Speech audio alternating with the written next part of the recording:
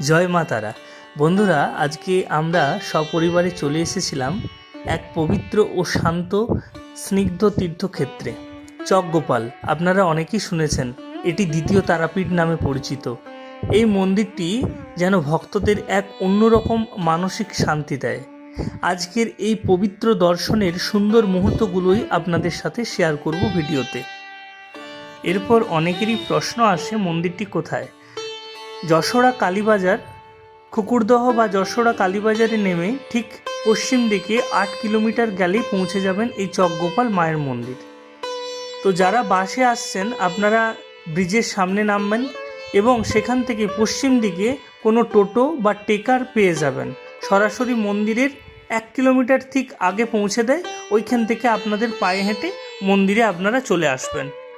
এখানে সব রকমেরই ব্যবস্থা রয়েছে, পুজোর ডালি থেকে মিষ্টান্ন সবই এখানে পাওয়া যায়। 51টি ধাপ আস্তে আস্তে আমরা অতিক্রম করে উপরে উঠলাম। ওখানে মায়ের গর্ভগৃহ। চারিদিকটা এত সুন্দর এবং শান্ত একটি পরিবেশ, যা আপনার মন একদম ছুঁয়ে যাবে। আপনারা আগে কে কে এই মন্দিরে এসেছেন অবশ্যই কমেন্টে জানাবেন। সকাল 7টা থেকে বেলা 11:30 পর্যন্ত মাতৃদর্শন ও পুজো নিবেদন হয়।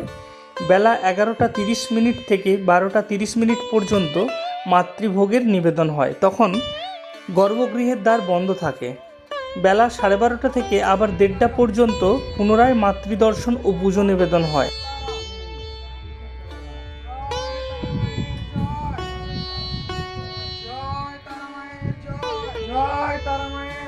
বেলা 11টার মধ্যে মাত্র 51 টাকার কুপন দিয়ে আপনারা মায়ের অন্নভোগ প্রসাদ গ্রহণ করে সোজা চলে যান বামদেব ঠাকুরের মন্দির দর্শন করতে। দুপুর 1:30 থেকে 4টা পর্যন্ত মায়ের বিশ্রাম পর্ব, আবার 4টার পর থেকে রাত্রি 9টা পর্যন্ত পুরোপুরি মাতৃদর্শন ও পুজো নিবেদন চলে। মায়ের আশীর্বাদ আর একরাশ শান্তি নিয়ে আজ আমরা বাড়ি ফিরলাম। আপনারাও সুযোগ পেলে অবশ্যই সপরিবারে ঘুরে আসুন এই পবিত্র ধাম থেকে। ভিডিওটি ভালো লাগলে লাইক, কমেন্ট ও শেয়ার করতে ভুলবেন না।